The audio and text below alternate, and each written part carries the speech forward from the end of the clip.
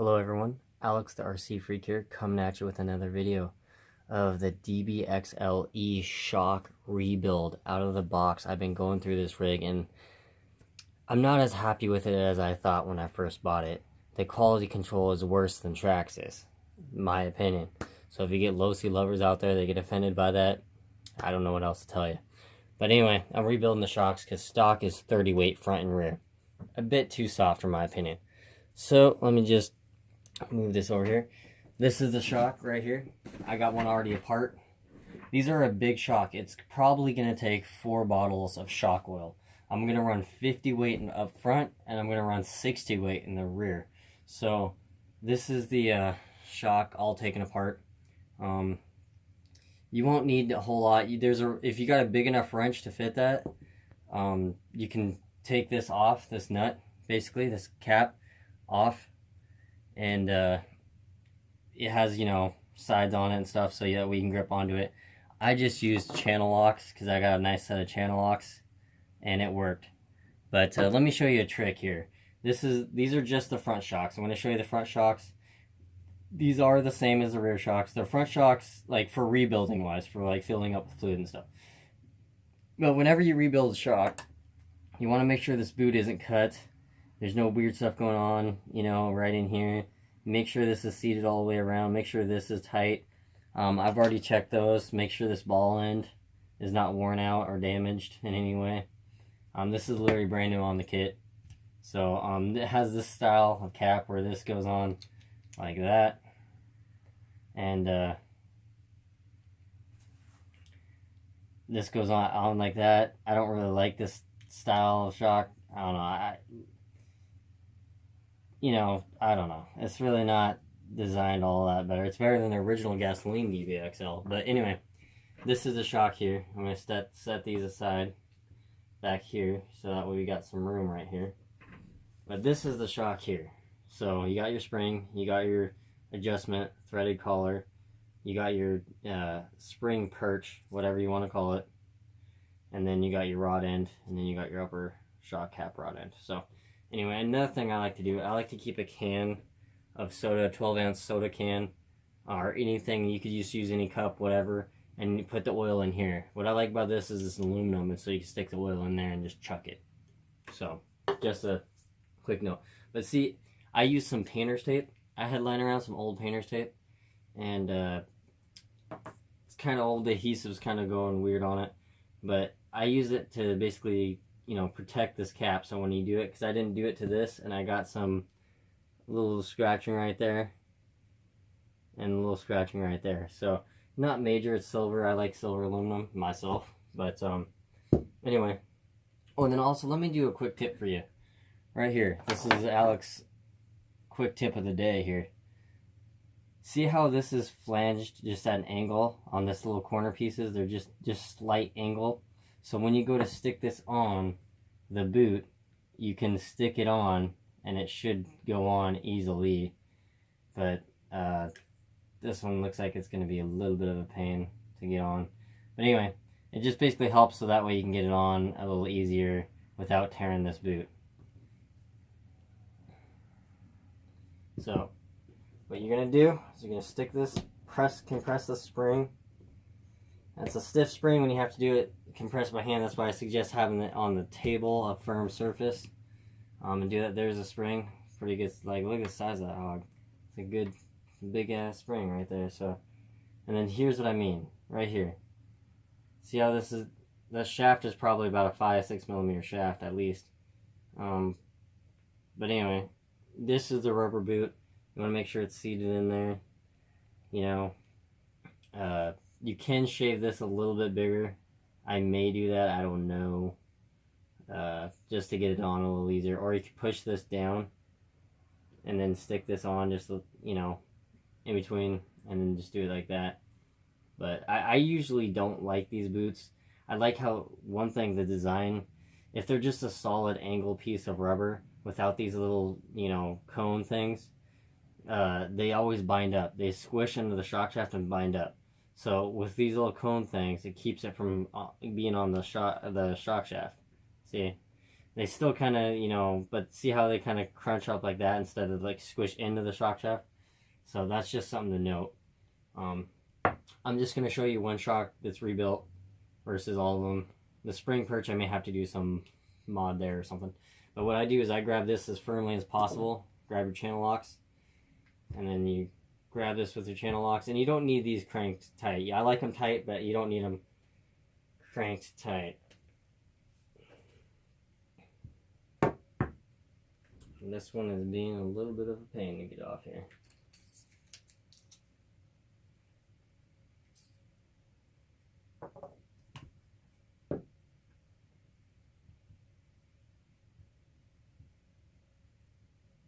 I may need the nut for this one. The other one came right off. It was like barely even tight.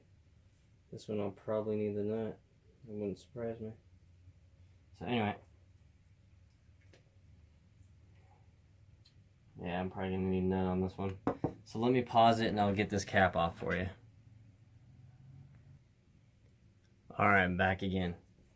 So I had to get 2 channel locks. I had to get some slightly bigger channel locks to get that off. But anyway, you screw this off like so. Make sure you got your stuff organized, your tool organized. Get the can of pop, or empty can of pop, I guess you could say. And you just take off your cap here, unthread it. Set this aside. You can put new tape on there too when you reinstall if you'd like. But yeah, this oil, this is the oil. It's like water. It's like, it's just super thin. So anyway, take it, dump it out in the pop can.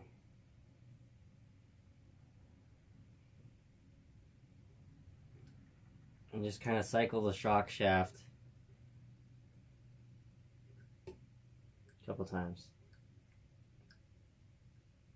And see, this already popped out. This thing already popped out. The rubber protective boot. Make sure you grab a clean paper towel. Wipe off the shock shaft. Get all that excess residue off. Get inside there. Clean up inside there as best you can. Stick this aside. That's what I like to do. Now bring this, make sure you pop this rubber boot back on the correctly here.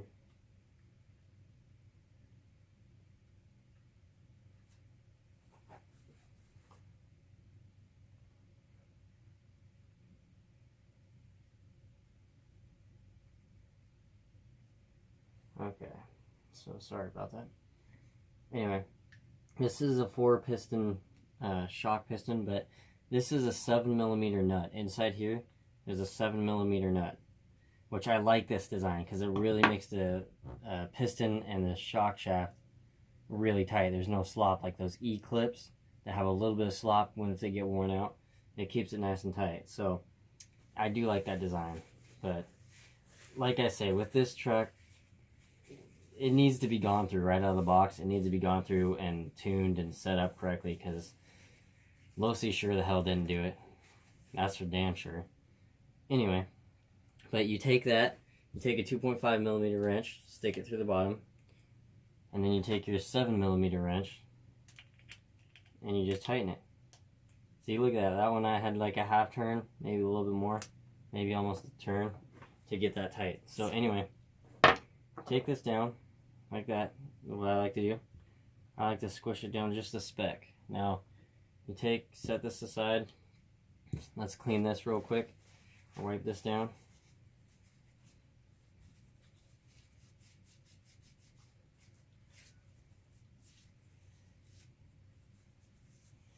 Yeah, and you always want to make sure you have a clean paper towel ready to go at a moment's notice because you don't know if you're going to spill any oil.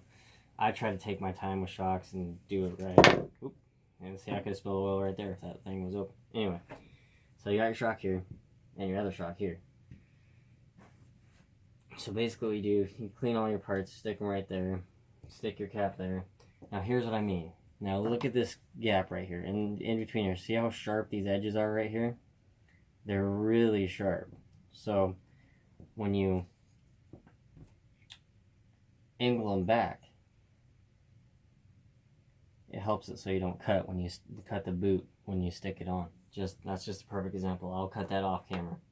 But anyway, you just need a number 2 X-Acto knife blade. And this, you want to always make sure you have a stock of sharp blades.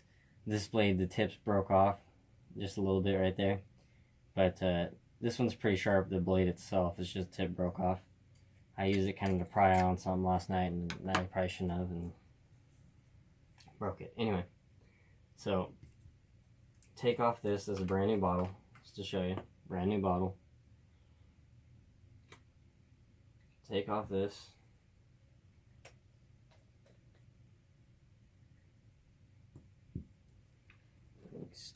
Throw this away. Keep that little thing there. Okay, so what I like to do, obviously stick the shock straight up and just start putting fluid in it.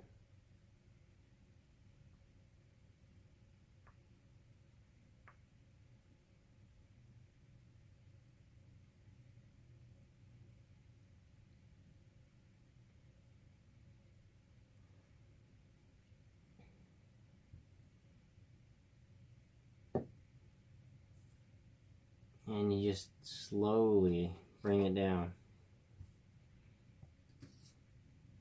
Slowly, very slowly. Like I say, when I do my shocks, I'm not afraid to spend a little time. I'm sorry if this video is long, but I'm just showing you how I do it. And I've always had pretty good luck with shocks. So you just do that, and then let the bubbles come up. I got some big bubbles coming up.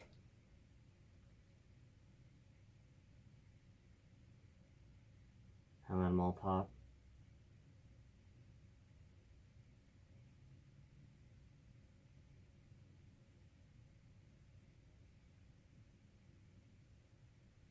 A whole bunch of them coming up, and some big ones.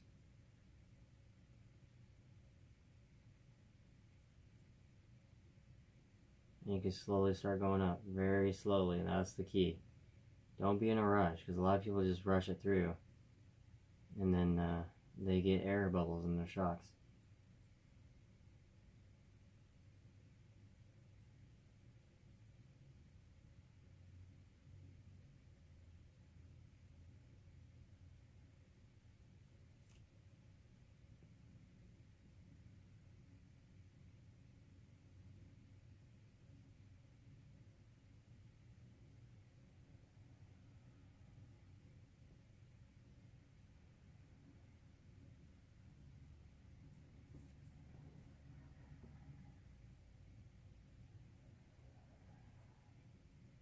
You just kind of refill it.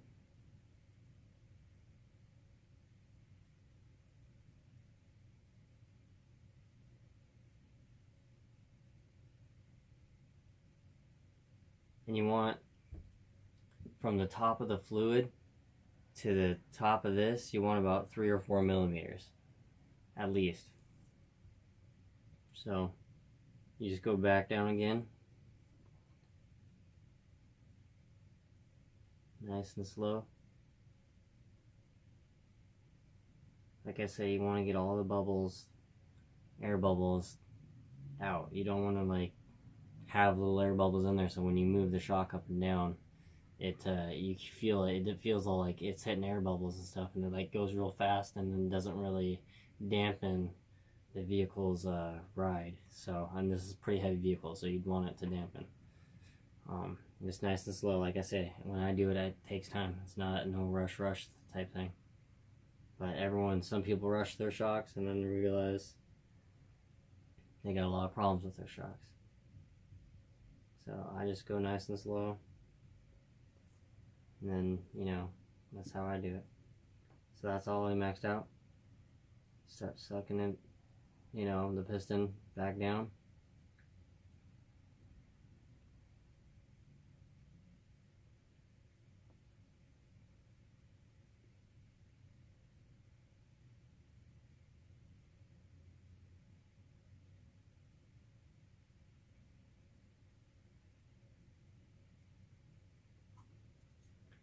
And you can do that maybe a little bit quicker next time. If you don't have a crap load of air bubbles in there. I will say bleeding shocks is a little bit of, you know, getting used to. I wouldn't say it per se is skill. I mean, some shocks it is skill. These shocks are pretty straightforward, but some shocks is a little bit of getting used to. So, like I say,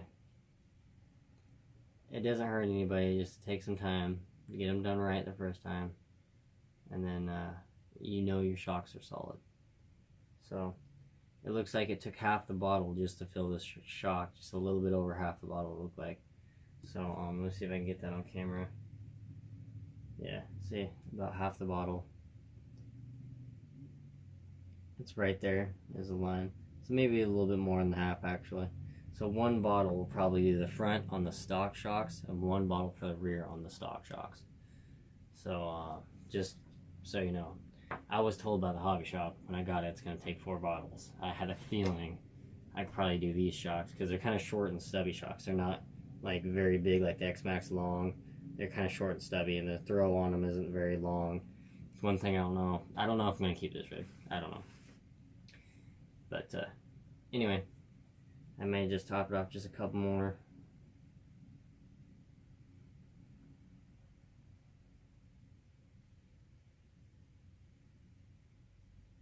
So anyway, and then you want to stick your cap on, your plastic part. Stick it on, make sure it's seated in there correctly.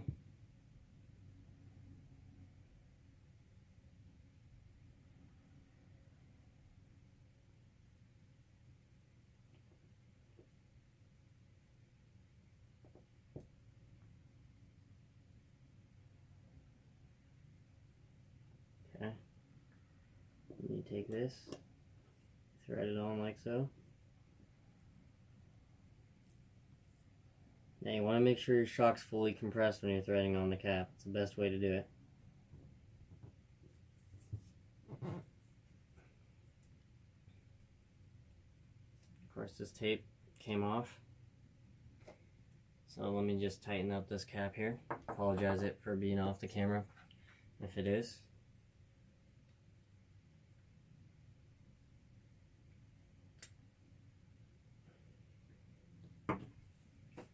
So anyway, you just grab the channel locks like so. And I don't know if I'm going to be able to do this one-handed. You just turn it until it's tight. And then you just want to snug it up. You don't want to like crank it, man, Hulk it. You don't need to go Hulk status on this. Then you just suck your shock down. It feels buttery smooth. All the way, nice and smooth. Now you know you got your shocks bleeded correctly. So, anyway, what I'm going to do is I'm going to take this rubber thing, if I can get it to cooperate here.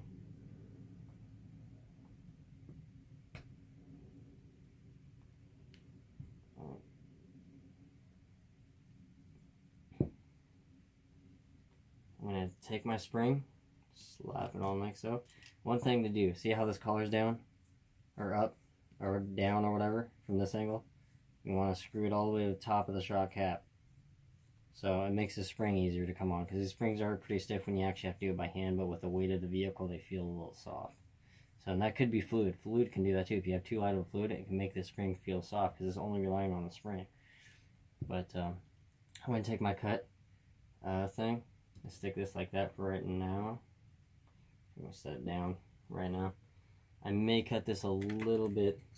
I may cut this a little bit wider right in here. So let me just do that real quick.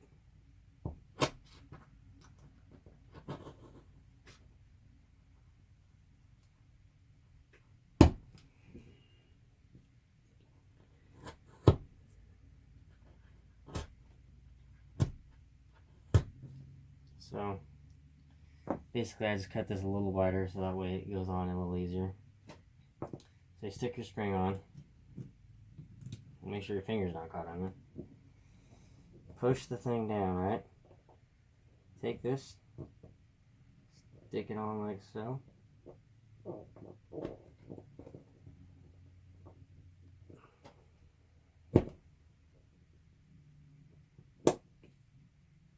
mean, that's how it is.